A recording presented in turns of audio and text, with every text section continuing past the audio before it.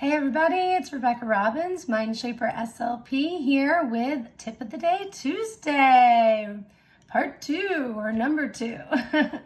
So today I'm going to teach you a little trick that I have come up with over the years to teach kids how to wait a little bit better. We all know that waiting is hard for all of us, but especially for our little ones, and it is an important skill for them to learn, both for themselves and for our sanity as adults.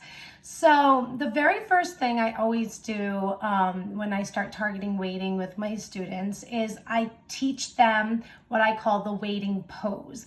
And I literally tell them to sit with their feet flat on the floor, and they put their hands on their knees. And I say, this is the waiting pose.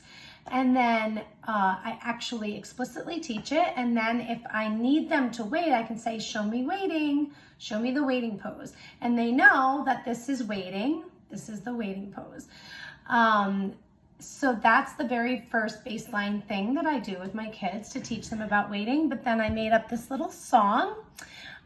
This I made up for one of my students years ago when I was doing agency work, who was very, very active and very talkative, and it came up spur of the moment when I was trying to coach or just talk to his parents after our session about what we had done and how they can carry over, and he was having a really hard time waiting for myself and his dad to be done with the conversation.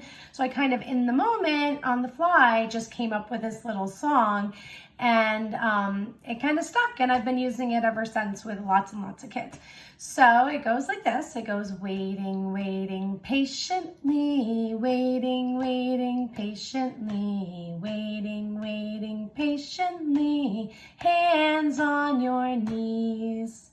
And I just kind of prompted him to keep singing it with the hopes that eventually, if someone asked him to wait, he would, on his own in his head, start singing the song to himself and use it as a self-cueing prompt to wait. And then I found that a good way to extend the period of the waiting in a way that the kids don't even realize it's being extended, if you're able to be active with the child. So say you're at like a doctor's appointment and you're in the waiting room.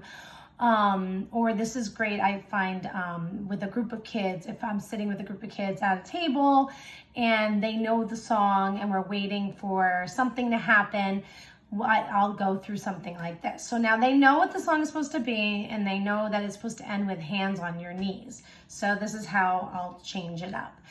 Waiting, waiting patiently, waiting, waiting patiently, waiting, waiting patiently, hands on your ears. And then they'll be like, no, that's not right. Oh, what do you mean? It's not hands on your ears?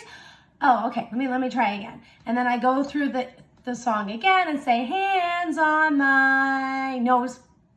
And they'll say, no, that's not right. And we'll go through it again. And then when it's getting close to the point that they're either getting tired of it or they don't need to be waiting anymore, you can sing it correctly. And then that's the end of the waiting song. So I hope you found this useful. I love this. I love using songs in general when I'm working with my kids. And I think the kids really like it too. And it does tap into that right brain function. Music is just great. So I hope that you find use for this song, and please comment below. Let me know if you've tried it. Let me know if it works. I would love to hear success stories. Like me, share this video, and I will talk to you soon. Take care. Bye.